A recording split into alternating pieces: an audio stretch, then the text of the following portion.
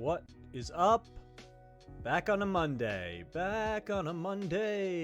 Football and things. Exciting times. Got Monday Night Football tonight. Picks were up and down. We'll talk about it. Weird weekend football again. Not quite as weird as the 2 weeks before that. So we got to take that as a victory, I think. That's the best we can do right now.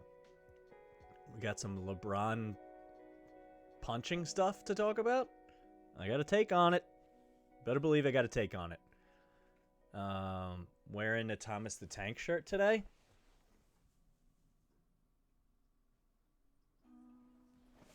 Here's why. Good reason. It's hard to pick the shirt when you're on camera, first of all. You got to have a variety. And you got to have a reason. And you got to back it up. Here's the reason. Andrew Thomas comes back from IR for the New York Giants tonight on Monday Night Football. And maybe I'll pick him to cover, but it feels a little wild. Still, Andrew Thomas, Thomas the Tank. My nephew MJ loves Thomas, and so do I. So, we got that down. Now we got to talk about the picks. Look, I'm a self-proclaimed mush. It's the whole idea. I want to win the picks. More importantly, I want to give my thoughts and breakdowns on the games so that other people can have the info they need to make the right decision. That's all it is. But maybe most importantly, I give you the option to just fade me. Pick the opposite of what I pick. Reap the rewards because you know you're watching a mush right now. It's your call either way. We're having fun. Let me tell you something. Right off the top, and we'll get into the box scores and we'll go through all the games. But I went absolutely insane in my group chat when Kirk Cousins threw that pick at the end of the game. A Packers win would have secured them in a tease, in a money line win. I would have hit 3 out of the 4 picks this week. Huge play. I'm hyped. Yeah, mush. Let's go. No. Nope.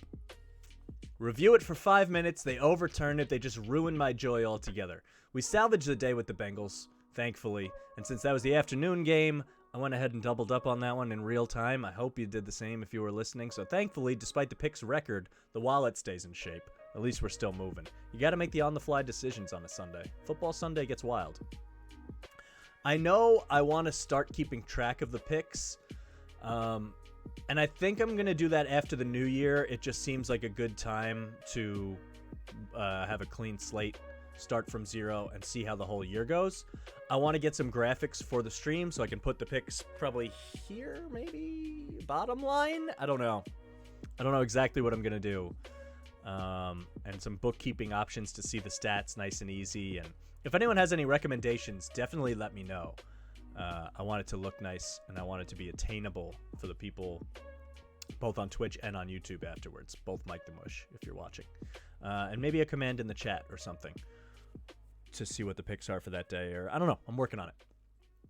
Aside from Sunday football, for what it's worth, I'm 9 for my last 9 in picks. Sundays have crushed us. Weird. But Thursday and Monday have been okay, and basketball I've been destroying. So stick with me. Got a basketball pick tonight at the end of the stream. You will be able to reap the rewards of that one, hopefully. The NFC started to heat up. Maybe the 7th playoff team will make both conferences more interesting down the stretch after all. A lot of people like to hate on leagues that have a million playoff spots. Feels like the regular season doesn't matter. But at least in football, and at least this year, we're having this situation where the last 2 teams in each conference are such a dogfight, and there's so many teams available for it. Some of them play each other, and some of them play teams that are already out of it. But either way, you're going to have some regular season playoff games, basically, down the stretch. And with the extra week, those games are going to feel ultra impactful to try to sneak into the playoffs. Maybe that was the idea all along. It's still a money-hungry thing and crappy for the players, but it's the NFL, so they don't care about that, as you know. Speaking of which, if you want to go back to one of the previous shows, I just posted on my other podcast, The Link Podcast, at The Link_podcast if you're interested. It's available on Spotify and Twitter, Spotify and Apple. It's also on Twitter and Instagram. But we posted one of the shows from here to there, little cross promotion, and that was the one where I defended the NBA as the best league in the country, and as far as I'm concerned, the world. So check that out. Follow both. It would be helpful. Also, flags just kill me. All Sunday long, I'm like, another flag, another flag. Can't get excited. They kill my love for the NFL. I really want to love this sport. Does no one else feel this way? I feel like it's all I talk about, and I don't see anyone else talk about it. A play goes on. You get excited, like the Cousins pick. Even reviews and flags, same thing to me. And I don't know how to fix it, and I'm sure I'll harp on it later. It's so annoying that you can't get excited about a play until 10 minutes later when they've reviewed all angles of it and you find out what the outcome is. Because if you get excited and then there's a flag, it's like, what is the point of any of this? Isn't it supposed to be entertainment? I know it's sports and it's competitive and you want to get everything right, but you also have to think about the product that you're putting out there for people to watch on TV all the time, and it's becoming less interesting to me when every play might get overturned and I'm not allowed to have a reaction to any of the plays. Wait. Do I see any yellow on the field? Is that a glove or a cleat? Are we watching the Washington football team who wear yellow gloves and it kills me? It's Chargers too. It's so annoying. We'll get back to it. Let's jump in because we got to go through all the games today. Mondays and Fridays are busy if you've been watching. We'll start with some of the smaller stories and work our way back to football. There aren't that many for today on a Monday morning. But let's go in. Here we are. All right. The LeBron punch, right? It's what we all want. I don't want to make this full screen because I'll get dinged for a copyright. But if you haven't seen it, I'll show it in this little small box here, and you can go to @WorldwideBob on Twitter for the same exact feed. I'm sure you've seen it. It's been all over the place. Here's the thing. LeBron has a mean spinning back fist. Pow! That's scary. Put that guy in the UFC. He's probably a champ. Put him anywhere. He's a champ because he's a champ, you know? But I actually don't think it was intentional. I think... Let's watch it. Let's watch it once and then we'll go back. So here they are. They're right here, if you can see that. You see how hard Stewart is pushing? I'm not blaming Stewart at all. He didn't do anything wrong. Neither of them, as far as... This is the game. This is the game. They're pushing really hard at each other. If you've ever played basketball and trying to box out for a rebound, you're trying to get your arm over the other guy or hook him in some capacity. You're trying to get leverage. There's no doubt about that. So he's pushing and they're shoving and they're trying to get in there. And as LeBron tries to break, he slips like this. Now look, if you're boxing out, look at this stance. Look at this stance. You can't teach that. You're boxing out and you try to rip the other way, naturally, your whole body and your arm are going to go this way, right? Could he have stopped it from happening? Maybe. But look what he's doing right now as we're paused. Look at LeBron. I'll move myself. Right? Look, he's pointing like, oh, my bad. He literally, I want to go back. I don't want this to get taken down, but I'll let it play. He walks right over to him. They're blowing the whistles. He's telling them to blow the whistle. He's saying stop. He knows he caught him. I mean, he's not oblivious. And Jason Tatum, tonight it's their number one guy. And then Stewart gets up, and at first, they're just jawing, and it's all kind of fine. This is the game. And then it gets out of control. He starts talking, he gets mad. And only when people start to break it up does Stewart really get super angry. Now, who knows what was said? And he got hit hard. Like, there's no doubt about it. He started bleeding. You know? He can talk. This is fine. This is all. And LeBron should have gotten ejected, whether it's on purpose or not. Eject him. I understand. You can't be loosey-goosey with the elbows and the arms. I understand. But also, there's some take here where everybody says the NBA has become a wimpy league compared to what it used to be. Everyone wants the physicality until the physicality happens. It's not a tackle sport. When you get contact, it's going to be like this. It's going to be going to the rim, trying to get in there. Two huge guys with big bodies throwing their body around, trying to get at the ball. Which one do you want? Because now everyone's on LeBron saying he punched him on purpose. And I'm like, I just don't necessarily think he punched him on purpose. It seems silly. Watch it again. They're boxing. It looks bad, and he knows it looks bad. And then he goes over to him right away. If you punch a guy on purpose, or a girl, don't do that. But, I don't know. You never go over to him and be like, I'm so sorry, my bad. It's an immediate reaction. You can't even control it. He's like, oh, God, I know what I just did. And he goes over to try and kind of help him up. And there was a report today that he tried to get his phone number to call him last night to apologize. He knows what he did. He's not a moron. He understands. If he's trying to fight someone, if LeBron was trying to fight somebody, you would definitely know it. Also, in what world and for what reason does LeBron James, all respect to Isaiah Stewart, he's actually had a decent year, I think. I mean, he's on the Pistons, but he looks okay. Let's see. His stats aren't going to be anywhere because all this nonsense. Yeah. He's averaging 7-7 and did last year too. And he's a kid. It's not bad. Washington, Huskies. Love the Huskies, but the Yukon Huskies. But you respect Washington for the same mascot. The point is, what reason does LeBron have to choose this game, a close game that they ended up winning, but they weren't winning when LeBron was in there, a close game at Detroit in November, and he chooses Isaiah Stewart, a 20-year-old kid, to just punch in the face randomly? Come on. I just don't see it as being on purpose. That doesn't excuse it. He needs to be thrown out of the game. I don't know if it needs a suspension. Maybe he'll get a game suspension. I'm not sure. That's not my point. But to say he did it on purpose is just wild. It's like, what reason would he have had to do this? I just don't get it. I don't see any premeditation. It's the Pistons. They're awful. This wasn't a particularly nasty game up until this point. Those barely exist in the NBA until the playoffs, if then.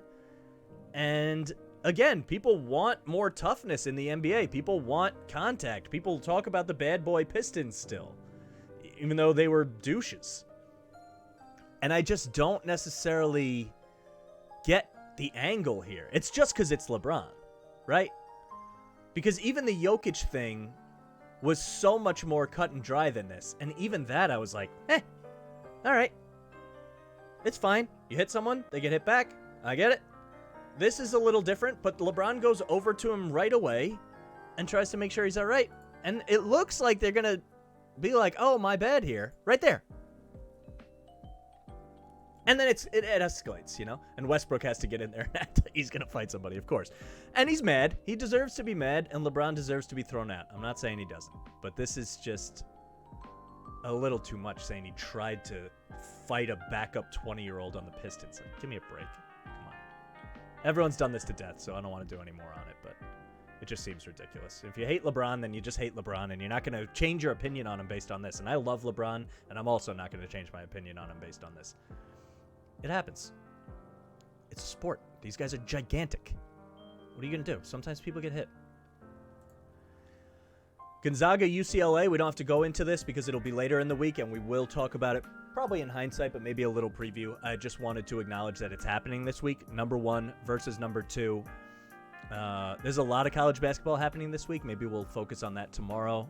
I'm not sure, but number 1 and number 2 is awesome, and these teams have huge recruits and pros, and it's going to be a really good one. There's a lot of good ones. The Maui Invitational is this week. The Maui Invitational, or whatever they call it. And it's being played in Vegas. So riddle me that. I don't know. Maui Invitational in Vegas. There's that. David Ortiz and A-Rod are on the Hall of Fame ballot now. I don't want to get into a whole spiel about the Hall of Fame. I really don't. I'm not a fan of the Baseball Hall of Fame. Cooperstown is annoying to me. It stems from just the fact that they seem so elitist and keep people out just on principle, like Barry Bonds and Pete Rose and stuff like that. I just think it's ridiculous that the Hall of Fame doesn't actually show what's been important to the league over many decades and history, and it doesn't actually show the history of the league. It's just a pick and choose. Well, you're a good guy and you're not bad and you can't get in. Clemens isn't in, whatever. So this, to me, if Ortiz and A-Rod get in and Bonds isn't, it's like, what the hell are we doing? I'm not going to get off onto a tangent on this. Maybe we'll do a Hall of Fame day on a Wednesday or a light sports day or something, and we can turn that into an episode of the show. But this will just be wild if they get in, and if they don't, it will make sense, and I will still hate it, and whatever. Let's talk about football. Let's talk about football. Where do we begin? I made notes in some kind of order of how I thought these games would go, and they didn't necessarily, so we'll see what happens. I started with Chiefs and Cowboys. Let me tell you something. I think less of both of these teams coming off of this game. Is the Kansas City defense back? I don't know. I mean, Dallas was missing everybody. Their injuries were a lot to overcome. They didn't have Randy Gregory.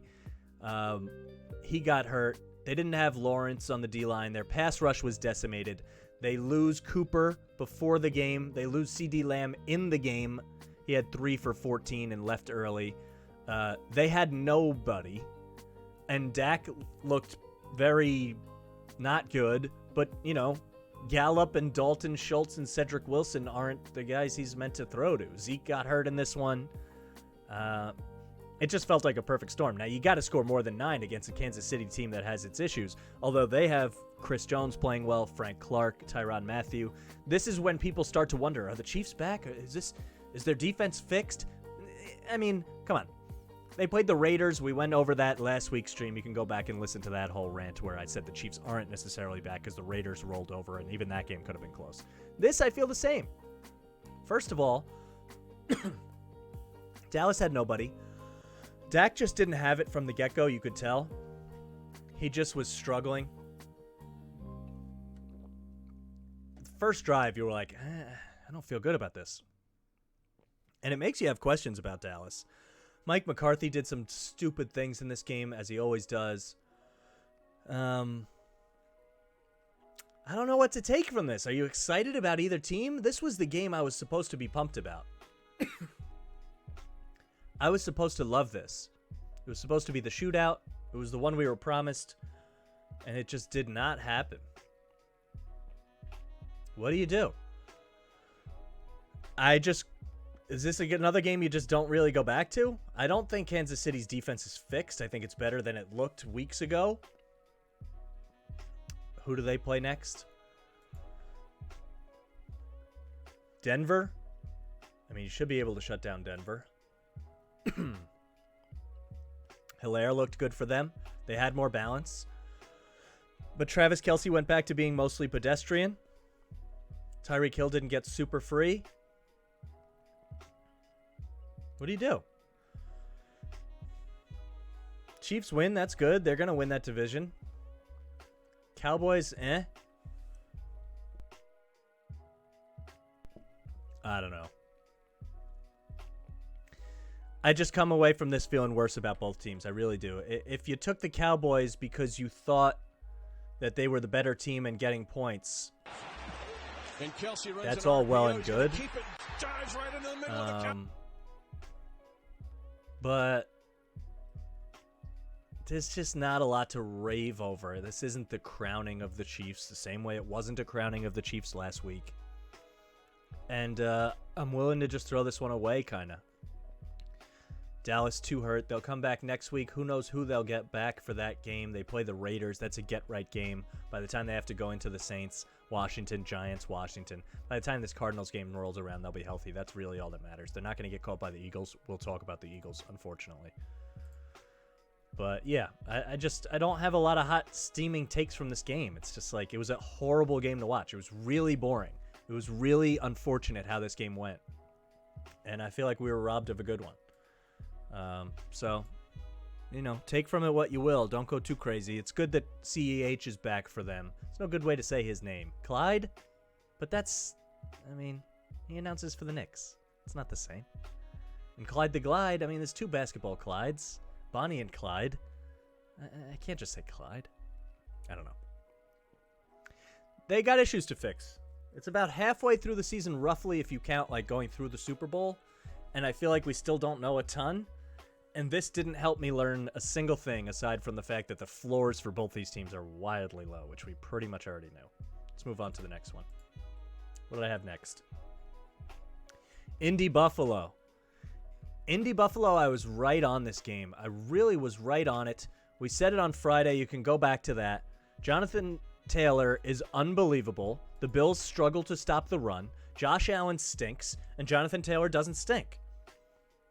He's the best running back in football against a pedestrian run defense, and the opposing quarterback can turn the ball over and be inaccurate sometimes. And the other team was probably a playoff team in the Colts, and they're getting 7. It was wrong. And what's really annoying is I said all of these things on stream on Friday, and I still didn't put the Colts into any of my picks. I could have teased him. I could have taken the 7. I could have taken the money line. I didn't do any of it, which is nonsense. So you should always listen to the whole Friday show, because I got some nuggets in there that sometimes I just can't pick the right one. We're working on it. In any case, Colts are tough. I don't think you want to play them. It gets cold. They can really run the rock. They can defend. Wentz hasn't made that many mistakes this year, and that's always been the knock on him. It really has. And he has 18 touchdowns and 3 interceptions. We're talking about Kirk Cousins like he's a god for not having a lot of interceptions, and people still think Carson Wentz is just a bum. He's improved the things we hated him for. How about we give him some credit? He doesn't need to light it up, and he knows that. Frank Reich understands how to work this offense. He understands his quarterback. He understands his running back. Pittman's a great receiver. I mean, they didn't have to do much in this game. They just ran it down their throat. But I think this team's good. I think they can win that division. I don't see Tennessee being like this force. Their record is wildly inflated. They lost to Houston. We'll get to that in a minute. 2 games back? Why not? I think the Colts are worth a wager at decent odds. Odds to win NFL divisions. Let's see if we can get our hands on that. I mean, Patriots still at plus money. What the hell are we doing? I talked about it on Friday. I took them at plus 725 to win the AFC. This is free. Absolutely free. They're better than the Bills. We saw it. The Patriots would handle the Colts, I think. Or they play soon. We'll find out. I think they'll do better than this. And they play the Bills twice still. Anyway, that's not who we're talking about. Colts plus 900? Somewhere between 700 and 900 to win the division that I think they are the best team in. The Titans have flaws. Big deal, they're 2 games up. Do they still play each other? That's a bet I'm willing to make. They don't. They already played twice, and they lost to them twice. That's going to be a hurdle. So they need to cover 3 games, really. Because the tie doesn't do them any good. They lost twice head-to-head. And they got the Bucks, Texans, Pats. The schedule is hard. I get it. You got to make up 3 games. Let's see how many losses we think the Titans have on their schedule remaining. Or possible losses, at least. Let's say they could lose to the Pats. That's 1. Jaguars, no. At Steelers, 2. Versus Niners, 3, maybe. Niners are heating up. Dolphins, I won't throw in there. And Texans, I won't. That's only 3 losses. Tennessee would have to lose some more really bad games. I mean, they just lost at home to the Texans. But they're going to get more healthy. I guess. I don't know. Plus 900 just seems wild. But when the tie comes into play and this schedule, I mean, Colts have to play the Bucks, Pats, at Cardinals. Yeah. In any case, it's worth a thought. Point is, the Colts are just better than the Bills. The Bills are flawed. The Bills are really flawed. They're a defensive team that's really good, but struggles a little to stop the run, which is going to be harder as the playoffs roll around. We know this. Josh Allen turns the ball over. He's not a terribly accurate passer. He's not the MVP of the league. He's like 3rd in MVP race. It's like, what? Have you watched this guy play? It's so silly. He had a great year last year, and he's crashing back down to earth. This is what he is. They don't have good skill players. They have Diggs. He's great. Scored 2 touchdowns this week. What else do they have? Dawson Knox is a nice tight end. He's fine. Gabriel Davis can run straight. Sanders looks done. Singletary has never been impressive. Matt Breida, Zach Moss is probably their best runner aside from Allen himself. They don't have skill players on a team that's supposed to be the best offense around. Dayball's a great play caller, but I just don't see it from the Bills. I've been fading him. I'm going to continue to. And I need to start putting in my picks. Who do they play next?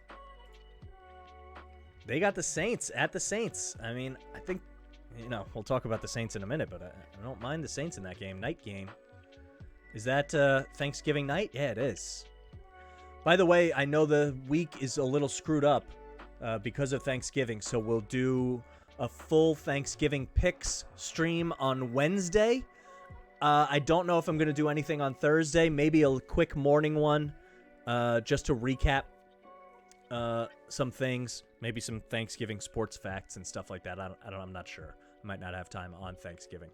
But Wednesday for sure, we will do the show, the normal, basically what is normally the Friday show, but we'll do it on Wednesday for the Thursday games, and then we will do the Friday show for the weekend games as well. So tomorrow is the only day where we don't really have a huge agenda. We'll see what we do with that. We'll get there. We will get there. Yeah, this loss also helps Pats plus 27-25 to win the AFC. So if you want to know why I did take that, I think there's a highlight on the Twitch page, twitch.tv/MikeTheMush. Go to videos, go to highlights, etc. I can't believe I didn't take that in my picks. I really can't. It's ridiculous. I told you guys what to do. Let's go to Green Bay, Minnesota. This game was wild. This game we did take in the picks. I had the Packers, and I'm upset about it because I think they were the right side. Kirk Cousins' stats are unbelievable, but and their team is great. They have Cook. They have Jefferson, who's a monster. He's open every single play, even against good defenses. Thielen is good as a 2. Conklin is a solid tight end. Osborne can make some really nice catches. They have a good backup running back. There's nothing wrong with this team. Their defense is good. Here's what's wrong with them. They're cursed. They blow everything. They literally blow everything, and they were up big, and all of a sudden Green Bay starts to come back. I mean, let's go through the game. I took notes as we went chronologically, so I'm going to take you through it. Go to the play-by-play for now, so we can see pretty much where we're at. Scarily shaky start for Rodgers. He almost had 3 turnovers in the first quarter, honestly. They didn't end up having to turn it over, but he had some throws that you're like, what? He almost fumbled. He did fumble. He recovered it. Green Bay had a ton of penalties. I don't know how they ended up 8 for 92, and Minnesota only had 3 for 25. Green Bay had the fewest penalties in the NFL coming into this week. They got destroyed on penalties. Minnesota had the second most penalties in the NFL this week, or coming into the week, rather, for the whole season, and they were pretty clean. That should have shifted this game. I stand by the fact that the Packers were the right side. I'm not giving that up. I know we lost, and it hurt. It hurt for the picks record, but I really think they were right. First of all, you got to cut Mason Crosby. The guy's missed like 1 million kicks this year. He's so bad, he misses everything. You can't count on him in a playoff game to make a kick. What are we talking about? How have they not tried to replace him by now? Whatever. Cousins gets picked. This is where it gets crazy. They call the roughing the passer. Where is it? It must be here.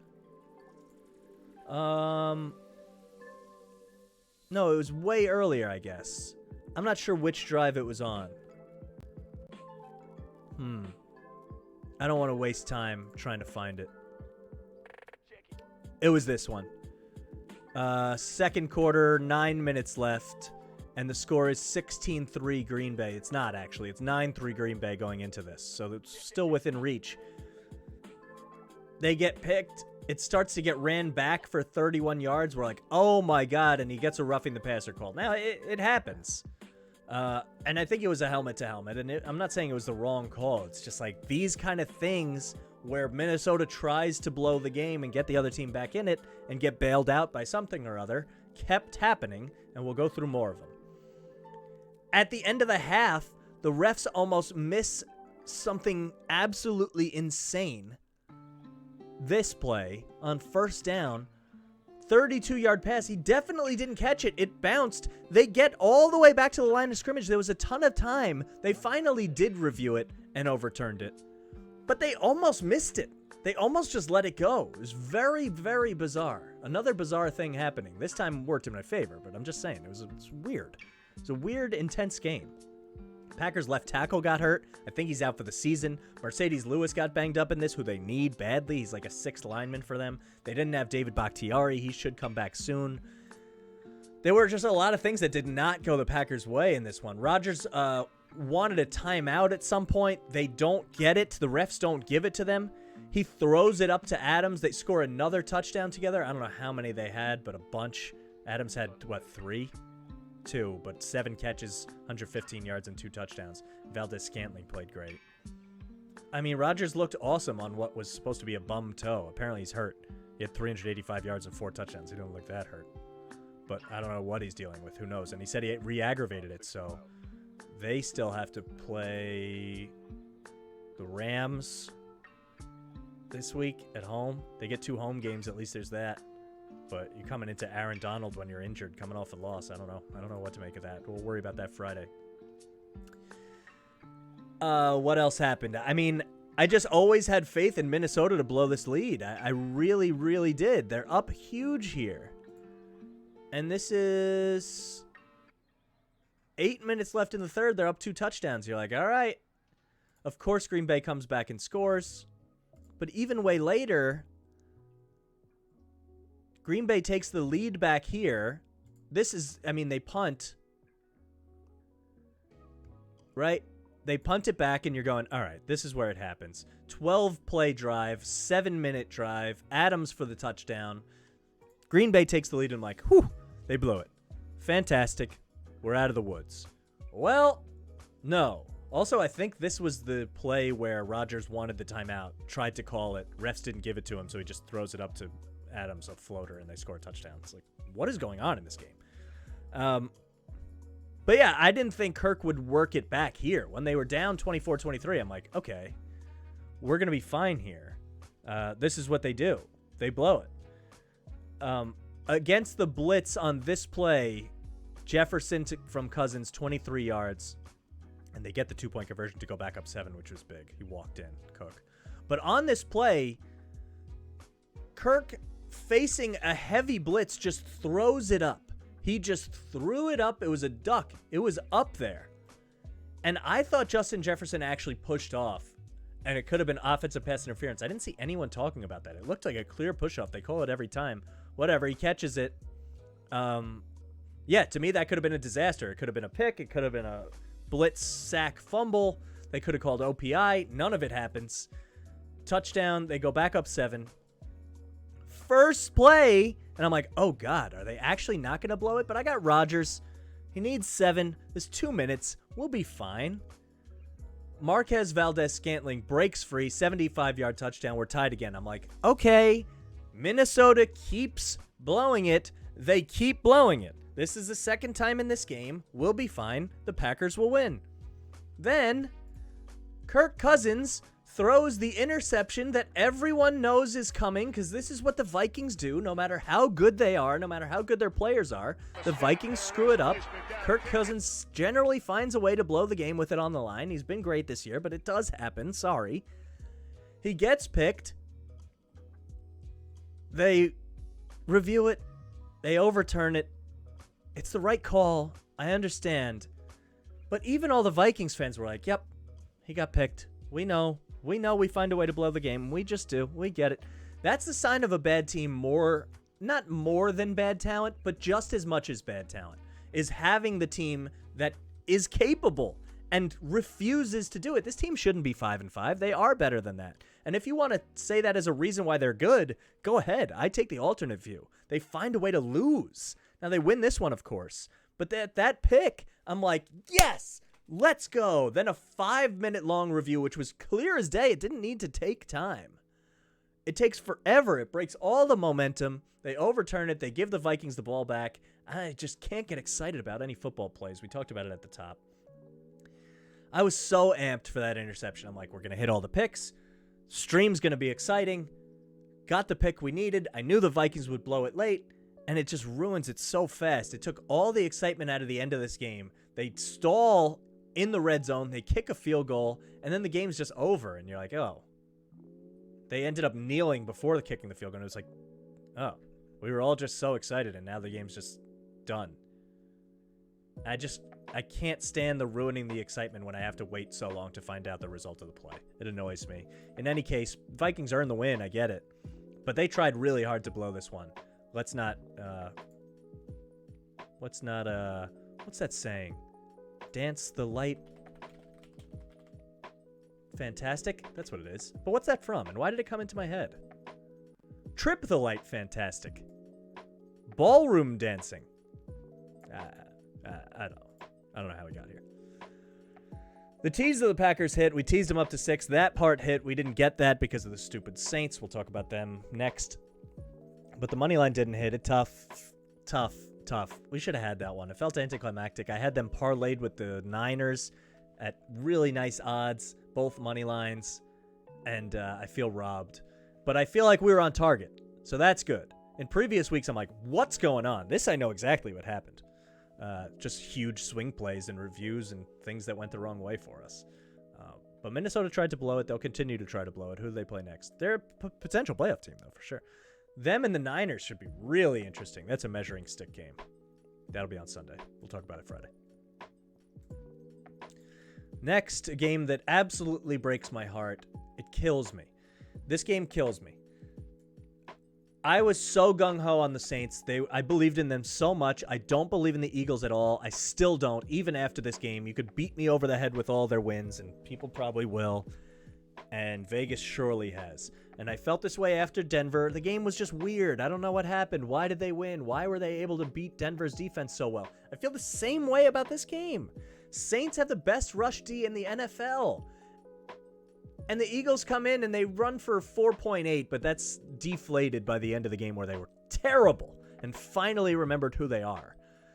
It was at like 6 for most of the game. They're just running all over the place. Hurts didn't do anything in this game. 13 for 24, no touchdowns. He didn't turn it over.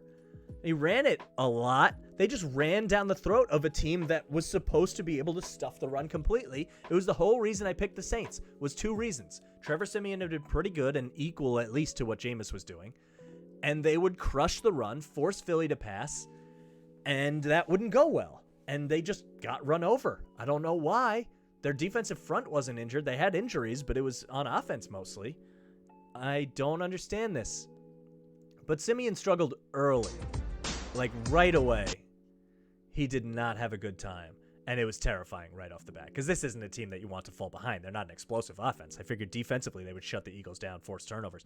But they did come all the way back. And they really, honestly, I think they were the more dominant team for larger stretches of this game. As bizarre as that sounds. The start by Siemian was just horrible. He was 4 for 13 in the first half, which means he finished 18 for 27 in the second half with 3 touchdowns all coming in the second half. That's pretty good. And the Eagles tried to blow a huge lead here. I mean, look, when you're down 14-0 with the Saints, it's like, all right, we're probably screwed. Then it's 14-7. They get it. They get the ball back down 7. And I'm like, all right, we're going to work our way back into this. Didn't happen. They punt it right away, 3 and out. And then they throw a pick 6 at the end of the half. And you're like, all right, this is dead. We're dead here. Even at 27, I'm like, maybe. No. But then they got my hopes up again because I teased them to +9 in the teaser, which also didn't hit, and it should have. We'll talk about that. The Saints are down 14, right? Yep. No. They're down 14 here before this drive. So they come back. It's a 2-touchdown game. They force a punt. The Eagles' offense did nothing in the second half. Punt, field goal, they stall, field goal. They never even got to the red zone.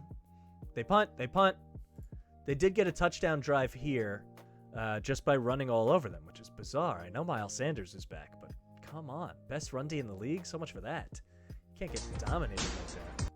Sorry for the autoplay. It's so annoying. And then this is where I'm so confused. It's this drive. Let's break this down. They get the ball at midfield. You're only down 11. There's 11 minutes left. You can win this game. Trevor Siemian incomplete. They get a roughing the passer call. There's a million of them, but they get one. Okay? They run it for 7. They're starting to get momentum. Ingram's moving. First down, 3-yard run. Siemian for -6. This play was just broken. Weird play. 2nd and 16. You're like, oh, God. But they're at the Philly 30. So you're like, okay. You're down 14 right now. Ignore this score here. This is after the field goal. You're down 14 during this drive. You need 2 touchdowns. There's 10 minutes left. There's no other options. 2nd and 16, they get a 17-yard pass. Let's go. Troutman gets hurt. Sorry. You're not going to finish this one. Ingram for a yard. Incomplete. It's 3rd and 9. It's 3rd and 9. You're down 14. There's 8 minutes left, and you're on the Philly 12. You can do a lot of things here. They tried a little screen. It didn't work at all. But you should know that you're in 4-down territory, and you should use that to alter the play call on 3rd down. So if it's 3rd down and you run a screen knowing that you're going to go for it on 4th, okay, I get it. The whole playbook's open because you have another play. They kicked a field goal. They kicked a field goal. They're down 14 points. The offense hasn't moved it through 3 quarters at all. You have an opportunity. You're down 2 possessions, 2 touchdowns. We're going to steal this football game, maybe. Philly's imploding. They kicked to go down 11, which is still 2 possessions. What the hell are you doing? It didn't have an impact on the game, but these are the things that just don't make any sense to me. This is what people should be talking about today. I haven't heard any of the talking heads talk about it, and here I am. I'm talking, and I got ahead. And it's a nonsense. Sean Payton has won a Super Bowl. He's a great coach. They should have had the coaching advantage in this game. I am puzzled. What are you doing? Even if you think that you can get the ball back twice and you have 2 more possessions, you still go for it. What does the field goal do? Then you need 8 and 3. Why? Just go for it, and if you don't get it, you go, all right, maybe we still get 2 possessions. The same way you do is when you hit the field goal, and you go, all right, maybe we still get 2 possessions. Even if that asinine case is the correct case in Sean Payton's head, you still go for it. Because you get 2 more possessions. And if you're worried about failing, you still get 2 more. I don't get it. What is this? What is this? Someone needs to explain this to me. And then after the weakest, dumbest play call in Sean Payton history, Saints history, maybe football history, absolutely crazy, of course they get run over all the way because their whole defense is like, did we just kick a field goal? We're out here busting our butt to shut this team out in the second half, and you kicked a field goal. What the hell? It was waving the white flag. And Philly smelled it and ran it all the way down the field on them and, of course, win. And I have +9. And I'm dying because a touchdown here cuts it to 7, and I at least cover, and the Saints are on their way to coming back. And Philly's probably scared. They probably screw up this drive. Instead, it's just terrible. It is terrible. And then they ended up scoring a touchdown later. Ay, caramba. I know this drive would have been different, but it could have been the game-tying touchdown drive. Why did they kick? Sean, talk to me, man. Why did you kick? What the hell? That's not the reason they lost. They had a terrible first half, and Siemian was just bad to start. You know, I get it. The money line probably would have lost anyway, but what on earth are you doing? I still think the reasoning was sound. The bet was based on the fact that Saints run D was the best in the NFL, could handle the Philly D up front. They didn't. And that Siemian could continue his solid play, throwing it down the field, matching and being better than what Jameis was anyway. He didn't. He looked horrible in the beginning. And they got run over somehow. How? I don't know. I don't know what happened in this one. It got away from me. There were smoke signals of what I was thinking was correct, and then it completely was too much to come back from, and Sean Payton decided to give it away. I mean, the Eagles aren't good. I don't care what anybody says. They're starting to run the football well. Jalen Hurts, you can't trust him at quarterback. I don't like what he's really done. Even in the wins, I'm not seeing it. He doesn't pass the eye test for me. And, I mean, you can't be under $30 million under the cap and compete in this league. It's wrong. Something's wrong. I've faded them 2 weeks in a row. They've killed me 2 weeks in a row. I can't be the only one. They have a super easy schedule down the stretch. I might continue to fade them even against bad teams. They're going to crash to the earth. I know they are. Same way I knew Josh Allen would this year. And that's TBD, but I stand by it. And they might make the playoffs, this Philly team. I have no idea what to do anymore, but let me fade them in a playoff game. Please, for the love of God, let me fade the Eagles. And now, if I clip this and they win the Super Bowl, it's like, yeah, Mush does Mush things, but I don't care. Let's talk about the night game, Pittsburgh and the Chargers. I mean, the Chargers are dominating this game. They're up a ton. And they tried hard to blow it. Same way the Vikings. I feel the same way about the Chargers and the Vikings. Like, they're going to just try to blow game. Browns, too. When push comes to shove, like, all these teams are cursed. They stink. Same with the Jets. They're down. What are they up? They're up a ton. They're up 14 here. In the fourth, they get a punt blocked. This is where I'm like, yep, Chargers going to try to blow it. This is why I took the Steelers plus the 6 in the on stream. And again, we didn't bet this one. Should have. Knew they would cover 6 for no reason except for the Chargers just don't want to win games big. Yeah, I don't know what to take out of this game. Chargers dominated it. Herbie looks amazing. They still try to lose. They come down. They get the huge play for a touchdown late in the game. Mike Williams, 53-yard pass. He wakes up. He hasn't been anywhere. Offense finally figured out, like, hey, we should just let Herbie throw it downfield to average 9 yards per attempt. Feed Eckler off of that, especially screens to Eckler. He scored twice there. Scored 2 rushing touchdowns, too. Yeah, I mean, then you work Keenan Allen in short. You work Williams long. Parham can run deep. Eckler can do the underneath thing. It all starts to make sense. They just haven't been doing that. So they fixed the play calling in this one, but they still tried to blow it. Actually, they had a terrible play call at one point here. They're on their own 34. The game is tied. Tie game on their own 34 after already having blown it. You're going for it. That's wild, but okay. If they're on the other 34, of course you go for it. Your midfield, you go for it. Even the 45, but the 34 is a little bold. They go for it. But if you're going for it on 4th and 1, you have to have the defense at least think the whole playbook is in play here. This is a crazy play. We're going to try to win the game.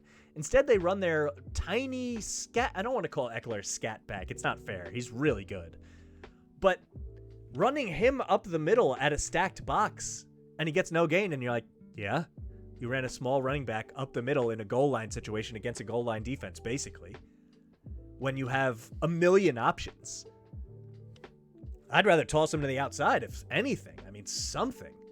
That was wild. And then the Steelers take the lead, and then they give it right back on the huge pass and whatever. Another game where I come away like, yeah, I understand that both these teams can't really win. This is like the crappier version of Cowboys-Chiefs. It's like, they both look worse to me now. Even the Chargers who win the game. Now, people are going to talk themselves into the Chargers down the stretch. I don't know who they play, but they could beat the Broncos, Bengals, Giants. They'll compete with the Chiefs, I'm sure. They beat the Texans, Broncos, Raiders. Like, they're going to have a good schedule, and they are a good team. But this is another one that I'm just not ready for the coaching. They just find a way to blow things. And the Steelers are just flat out bad. They were so injured on defense. Like, that's another reason the Chargers looked amazing on offense. So this was a dead game for the Steelers, and they still cover, which is exactly what we said would happen on Friday. So I don't know. Also, shout out to Austin Eckler, right? Because I got to show off my fantasy team. Look at this. Look at this matchup. I had only Eckler left. I'm down 38 points with only Eckler left to play. He comes through. We win. I needed all 4 touchdowns, and I needed a late screen pass to him, which they got. Damn, right before the Mike Williams touchdown, they got Eckler a catch to win. Holy moly, that felt good. Woo! Russellmania, 8-2. I'm concerned about Russell Wilson. We'll talk about him in a minute. Also, while I'm bragging, I dropped 250 points in this fantasy league. Hi! Rodgers, Adams, Diggs, Waddle, Taylor drops a 50 spot. Best fantasy player in football. Valdez-Scantling catches a long touchdown. Herbie at night. Woo! Woo! Woo! Woo! See, I'm not awful at this. I swear I'm not. We're going to get around to a hot streak, and y'all are going to be like, yeah, this guy's not bad. Let's zoom through the crappier games of the week. Chicago, I mean, how do you lose? How do you lose to Tyler Huntley? Andy Dalton's an absolute hero. He comes down the field. Oh, it's good. I hear this. Here comes my hero. I hear it playing as he's entering the field, running in slow motion like Keanu Reeves in The Replacements. Shane Falco, best quarterback of all time. I'd kill for him on the Jets. They score the touchdown. An amazing play on 4th and 11 from midfield. 50-yard touchdown. They're going to win. Their defense did enough against Huntley. They're fine. They give up a touchdown drive when they're up 4. They let Tyler Huntley wreck them in the 2-minute drill at home when you needed the game to keep your season alive. Ugh. Gross. Absolutely gross. Fields gets hurt. They blow this one. I mean, geez, this was Andy Dalton versus Tyler Huntley. We had some bad quarterbacks in the league this week. Let me tell you. Let me tell you that. NFL Week 11 passing stats. I mean, these are the quarterbacks we watched. You're only going to give me 5? Kidding me? Colt McCoy. Joe Flacco. Tua Tagovailoa I'm not going to rag on, but he's not very good. Big Ben hasn't been very good. Tyler Huntley. Trevor Siemian. Tyler Heineke. Andy Dalton. Cam Newton. Baker Mayfield with one-arm bandit. Baker Mayfield. One-arm Baker. Oh, Hurts wasn't good. Tyrod Taylor starting. Wentz. Fields gets hurt. Tim Boyle. Pretty sure he wears number 12. And there's a TB12 joke in there that I should have tweeted, but didn't. UConn pride. Played at UConn, had more interceptions than touchdowns, somehow made the NFL, started, and looked exactly how you'd expect him to look. And Mitchell Trubisky got in the game for Buffalo. These are the quarterbacks we watched this week. What the hell? What the hell? But, I mean, Chicago, you can't. You can't blow the game, I'm sorry. Baltimore gets a free win when they have real concerns. I don't know. This is the best team in the AFC? Baltimore, maybe? I don't know. Chicago, what are you doing, guys? What are you doing? It's sad. I almost took Chicago money line. I really thought they'd win the game. Baltimore was still favored with Huntley. And Fields was safe at the time. He was fine. He only got injured in the game. And Huntley actually didn't play well. 26 for 36 somehow, but I don't know. And they win the game. I don't know. Cincinnati, Vegas. This one was so easy. It was the one bet we hit. If you want the reasoning, you just have to know that Vegas is in a tailspin. They really miss Ruggs. They don't have that guy to stretch the field. Ruggs on the field either caught a 50-yard pass every week, mostly did, or was at least targeted down the field a bunch of times. And they just don't have that field stretcher anymore. It's killing them. It's Waller or it's Renfro short. They have nothing down the field. They're trying to get Zay Jones down there. And Derek Carr is just screwed here. I don't know what you expect him to do. They didn't run the ball well. Burrow looked good, even though he gets destroyed on every play. Mixon I hate, but he ran well in this one. And they just controlled the game. It was a total mismatch. Should have put more there. I did say even take an alternate spread because -14 I felt safe, I said. I don't know if anyone found it out there, but if you did, you're welcome, and I was with you. So that's a nothing game. I mean, the Raiders are done. They are done. Fade them the rest of the way. We probably will. Arizona, Seattle. Seattle season's over. Russell Wilson looked bad again. He had a touchdown called back, I think. But Colt McCoy looks great. Look, I don't understand why Seattle is this bad. I don't. Their defense shouldn't be this bad. Jamal Adams screws up again. I really didn't want the Jets to trade him, but they got a haul for him, and he's looked lost there. I don't know if they're asking him to do the wrong stuff. They're trying to have him cover way too much. Just don't have him cover. Play him as a strong safety in the box, defending the run and blitzing all the time. That's your identity. That's what you should be. And instead, in the goal line, they blitz, but they don't blitz him, and he's one-on-one with Zach Ertz, and he gives up a pass interference penalty, and they score. It was a meaningful play, and you just wonder, like, what's going on here? This game, I said it in about the third quarter when I realized what was happening here. This is the last time we watched Russell Wilson play a meaningful football game for the Seattle Seahawks. It's pretty weird, but it's the case, and I wouldn't even be shocked if Pete Carroll goes too, and they just blow this thing up. I don't know what they do with DK. I could see them trading Lockett. I could see them getting out of this whole thing. And I was sure that Russ would win more than one Super Bowl in Seattle. I still think he'll win another Super Bowl. I think he'll go to a place and you will realize how good this guy is. But this has been a mess. It has fallen apart quickly. I mean, they were much better. I say it all the time. I don't know if I've said it on stream on the show, but when the quarterbacks have to get paid, it's really hard to deal with that. It's so much easier for them to win when they're on the cheap contract. And the Chiefs are going to feel it with Mahomes too. Everyone does. And Seattle did, and they just didn't build it the right way. This trade for Adams didn't go right.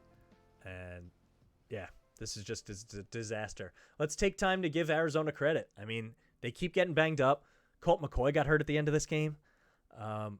But 6-0 on the road.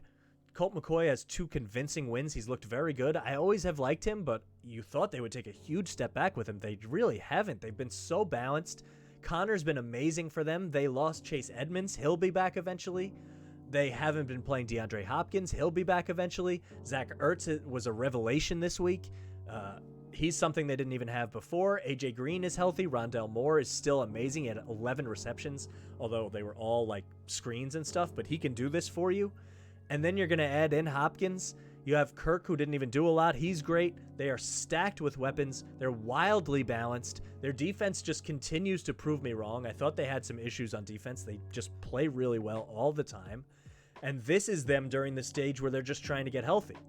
Now, I know Seattle's a dumpster fire, but Arizona, at what point, like, are they even, like, where are they in the odds? This is 3 days ago. Let's see what DraftKings has to say. Hopefully they have an actual list here. Yeah. So, hope you guys can see this. You can. Perfect. Bucks, Bills. Oh, this is week 12. The Buffalo Bills. What? Josh Allen stinks and they just got destroyed. Look how low the Cardinals are. This is after this week. They're plus 1,000. The Packers, too. What is that? These two teams are better than... They have fewer flaws than all the teams above them. Now, I still like the Bucks because Brady's Brady. But the Bills to be up here, the Chiefs have issues. The Cowboys have issues. The Rams have fallen apart, and the Cardinals just get no respect. It's weird. So if you want to start playing Cardinals long game, I get that because they got a fast track. Now, they have flaws too, but they keep winning. At some point, this isn't like the Titans keep winning even though they're completely banged up, because this team is going to get healthier and is beating better teams and isn't losing the weird games like the Titans are. This is the games they've lost. They've just been banged up and lost. They lose to the Packers in a close one, and they were so injured against the Panthers and lose that one. So, I don't know.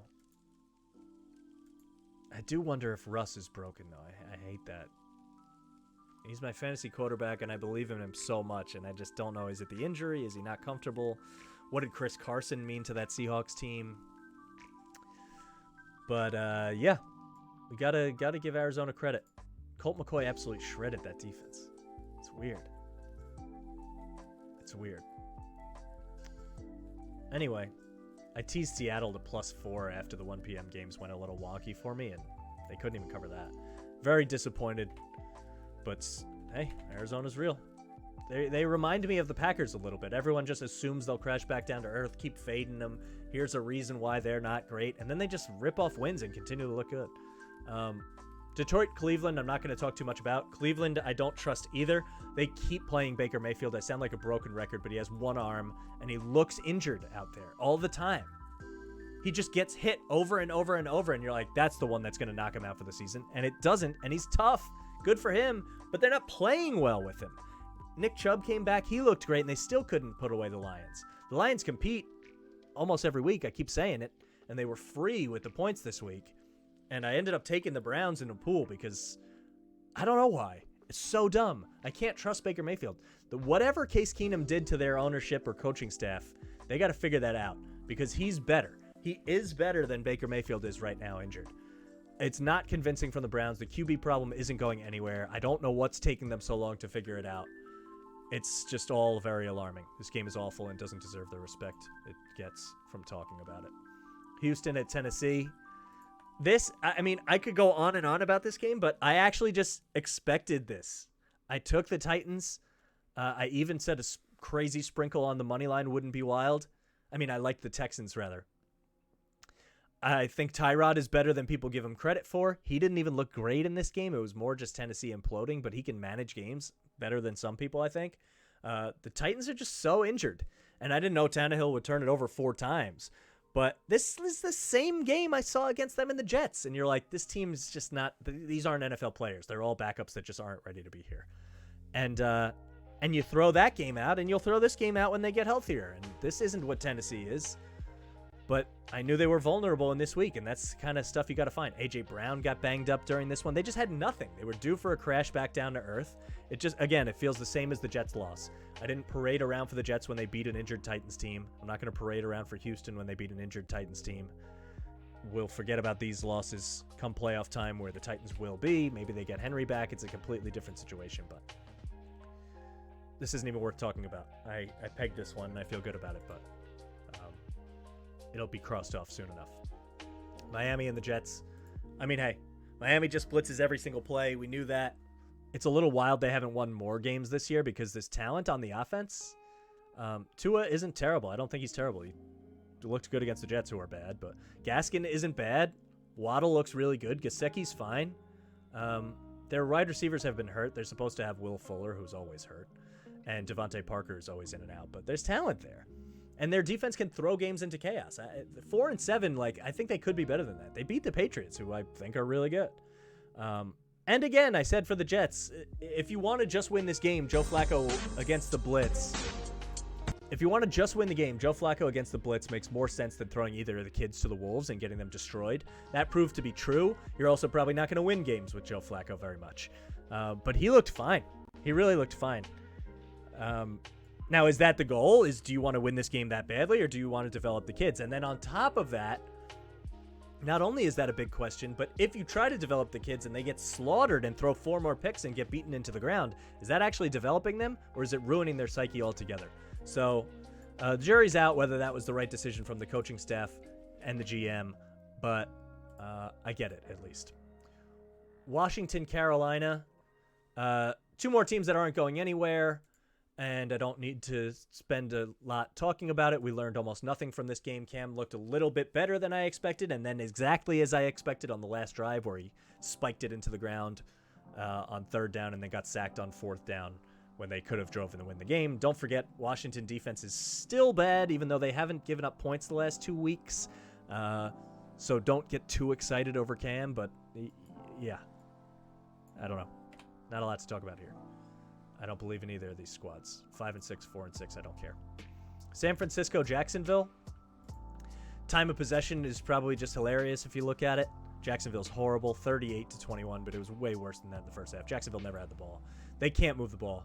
They can't move the ball at all offensively. And Deebo is unbelievable. Deebo Samuel, I have been saying, is not only a top 5 receiver in the NFL, but they figured something out this week. Obviously, the past 2 weeks, actually, they've been playing him out of the backfield, and he's been getting carries. Now, their running backs are injured. The autoplay kills me. ESPN, please. If you're the worldwide leader, fix it.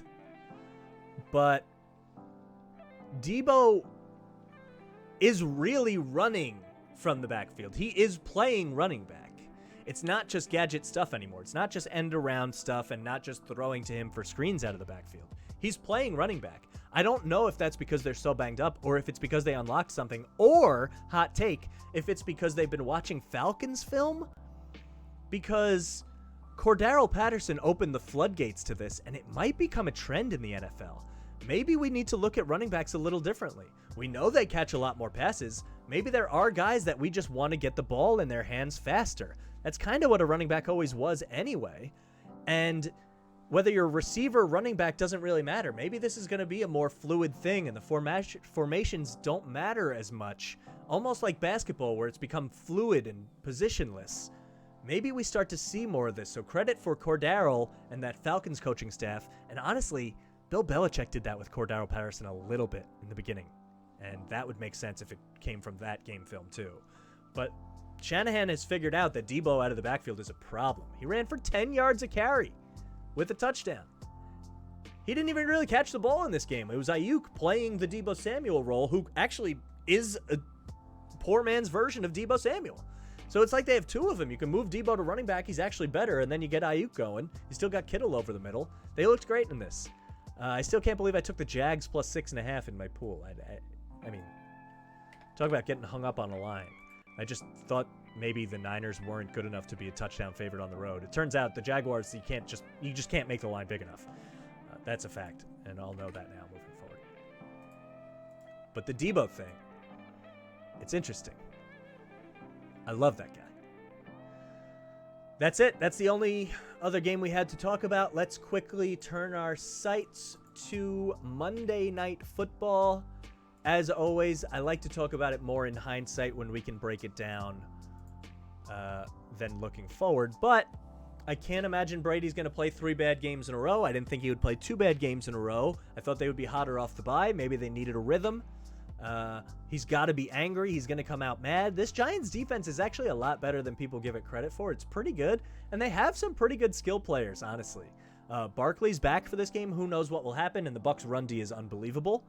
So I don't know that he'll break out in this, but he's there. It's got to be better than Devontae Booker the whole game. You have Galladay. They still have some injuries, but Galladay and Toney is a good one too. Ingram, I don't think, can catch the football, but maybe he exists and catches a touchdown pass or something. I don't know. And I think getting 11 with the Giants is actually kind of nice against a Buccaneers team that has given up a lot of passing yards. And Jones maybe gets it going, finds some early ones where he can get it down the field. They get a little zone read stuff going with him and Barkley. It's hard to commit to both those guys, even if you are an elite run defense. Vita Vea isn't playing for the Bucs, I don't think, so that'll hurt their run defense. Maybe Barkley does get going a little bit. I like the plus 11, but I also like the Bucs to win. I'm going to try to middle this one. I'm not going to bet on the Giants because I think that's a little foolish. There's a real world where Daniel Jones turns the ball over way too much and the Bucs just run away and score 40. But I like plus 11. I think they're worth that against a Bucs team that has looked not good, and even when they do look good, their secondary has problems. It could be a backdoor situation, a late Galladay touchdown or something. Who knows? So I like both the Giants plus 11 and the Bucs money line, and we will see how it goes, and we'll talk all about it on tomorrow's stream. But before we get there, full screen. We got to do picks every day at the end of the stream. I hope you don't miss it. And if you tune out early, for shame. Hopefully you're catching this on YouTube after you turned out and then realized I should have watched the rest of it. Picks are a parlay, the Bucs money line with the Celtics money line home against the Rockets and the Timberwolves money line on the road against the Pelicans. It gives you plus odds. The lines all vary, so check it out for yourself. I think I got it at around plus 130 for all of those. Maybe a little bit less, but I think this is extremely safe. The obvious one is the Timberwolves on the road against the Pelicans. That's the one we'll have to sweat out. The way I'm looking at it, the Pelicans have one good player. The Timberwolves have 2.5, sometimes 3. And That's about it. I think the Pelicans are one of the worst teams in the league, and even the Ingram versus Anthony Edwards matchup, which I'm really looking forward to. I hope they guard each other at times. I hope they go at it. Maybe they will, maybe they won't. There's a size difference, but I think Edwards is a gamer, and he's ready for that. I like Edwards better than Ingram already. I really do. I think he's a better player, and has a brighter future. And the Pelicans just have nothing else. I just think the Timberwolves can take care of business here. As long as Towns and Edwards get going, whatever you get from D'Lo is fine. And Pelicans, I just don't believe in. I'll fade them all the live long day. Jaylen Brown back for the Celtics, too, against the Rockets. The Rockets I'll fade all the time, too. And like I said, trying to middle that Giants plus 11 and Bucks money line. So if you got really crazy, you could throw the Giants plus 11, plus the Bucks money line, plus the Celtics, plus the T-Wolves. But I'm not advising that. Bucks, Celtics, T-Wolves. And then also I'm throwing in a straight bet, UCLA minus 20 against Bellarmine. They haven't won a game, and I've been saying all season it's a trend for me. And there's a second trend coming, which I'll explain in a minute. But it's a trend for me that if I'm getting a championship caliber team who I think can win the title at somewhere around minus 20 instead of minus 30 against a team that's one of the worst in the country, I'll take that. Those lines should be around 30. Tonight, we get it at 20. So, I love that. Big fan of UCLA. Juzang all the way. Let's go. The other trend for college basketball, which you'll hear about and we will track, is taking unranked teams who are favorites at home against ranked teams. Haven't had any. We'll be looking for it. That's a wrap on a Monday. We'll be back tomorrow. We'll talk Monday Night Football recap. We'll do some basketball talk. Wednesday, like I said, will be the previews for the Thanksgiving games. It's a holiday week. I hope you all enjoy it. Follow me at MikeMush Sports. Follow the Twitch, twitch.tv/MikeTheMush if you're watching on YouTube. And if you're watching on Twitch, follow YouTube. Search Mike the Mush. That was hard for me to figure out. I'll get better at it. I will catch you on the flip side. Peace out.